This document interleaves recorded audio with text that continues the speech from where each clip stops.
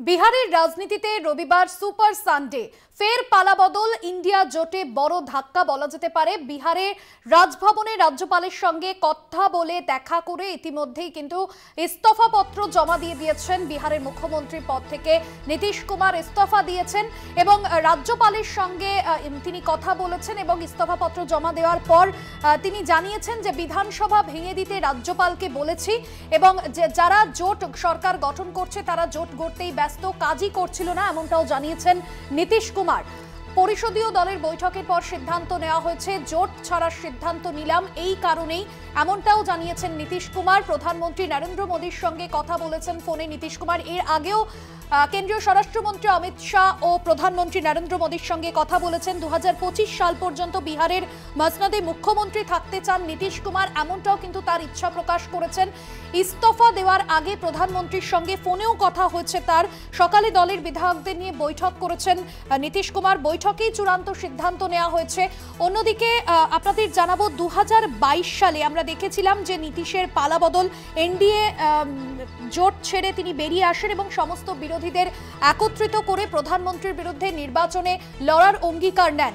সেই জায়গায় ইন্ডিয়া জোটে একটা বড়সড় ভূমিকাও পালন করেছিলেন নীতিশ কুমার, যে জায়গা থেকে বলা যায় যে বিজেপির বিরুদ্ধে লড়বার জন্য যে অক্সিজেন, যে মাটি শক্ত করেছেন নীতিশ কুমার এবং পাশাপাশি জোট সঙ্গী যারা রয়েছেন, সেই জায়গায় ইন্ডিয়া জোট গঠনে যে মুখ্য ভূমিকা পাটনায় নিজ বাসভবনে তিনি ইন্ডিয়া জোটের প্রথম বৈঠকও ডেকেছিলেন।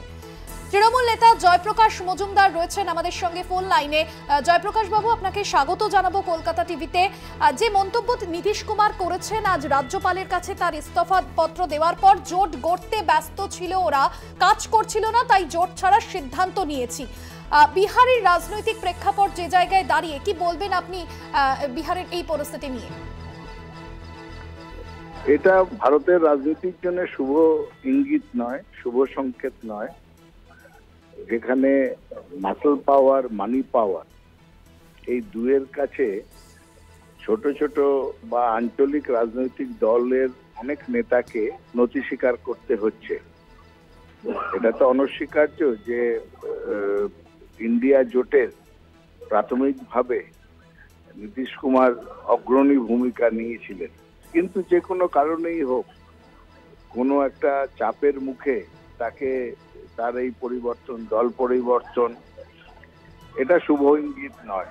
এবং ভারতীয় রাজনীতিতে এই জিনিস, নীতিহীনতায় শুধু চাপের মুখে দল পরিবর্তন, এটা ঠিক হবে না, বা অ্যালায়েন্সের পরিবর্তন, জোটের পরিবর্তন, ইন্ডিয়া ছেড়ে এনডিএতে যাওয়া, এটা তো স্বাভাবিকভাবেই সবাই বুঝতে পারবে যে বিজেপির চাপে তাকে করতে হচ্ছে।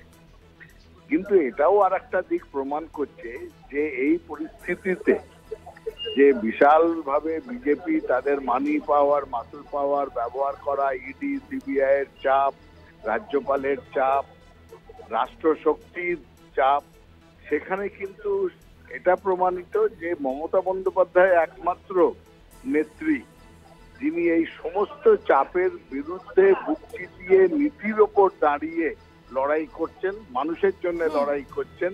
স্বৈরতান্ত্রিক শক্তির বিরুদ্ধে লড়াই করার সারা ভারতবর্ষে দেখা যাচ্ছে যে যদি কারুর ক্ষমতা থাকে সেটা হচ্ছে মমতা বন্দ্যোপাধ্যায়ের, সেটাও আজকে প্রমাণিত। অনেক ধন্যবাদ জানাবো জয়প্রকাশ বাবু আপনাকে। তৃণমূল নেতা জয়প্রকাশ মজুমদার ছিলেন আমাদের সঙ্গে ফোন লাইনে।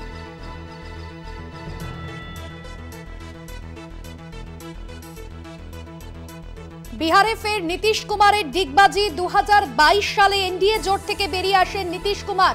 বিহারের মুখ্যমন্ত্রী পদ থেকে ইস্তফা নীতিশ কুমারের, রাজ্যপালের হাতে ইতিমধ্যে ইস্তফাপত্র তুলে দিয়েছেন নীতিশ কুমার। এবং আমরা যদি দেখি নীতিশ কুমারের রাজনৈতিক যে চরিত্র, তা কিন্তু অত্যন্ত বর্ণময়। 2022-এ এনডিএ জোট থেকে বেরিয়ে আসেন নীতিশ কুমার এবং সেই সময় নানান দুর্নীতিকে তিনি সামনে এনেছিলেন। 2015-এ আরজেডি ও কংগ্রেসের সঙ্গে তিনি জোটবদ্ধন করেন 2017 এবং তারপর একের পর এক দীর্ঘ প্রায় 17 বছরের সম্পর্ক তিনি ছিন্ন করেছিলেন। যখন বিজেপির তরফে 2013 সালে প্রধানমন্ত্রী পদপ্রার্থী হিসেবে নরেন্দ্র মোদীর নাম ঘোষণা করা হয়, 2022-এ এনডিএ জোট থেকে বেরিয়ে আসেন নীতিশ কুমার। সমস্ত বিরোধীদের একত্রিত করে প্রধানমন্ত্রীর বিরুদ্ধে নির্বাচনে লড়ার উদ্যোগ নিতে দেখা গিয়েছিল তাকে।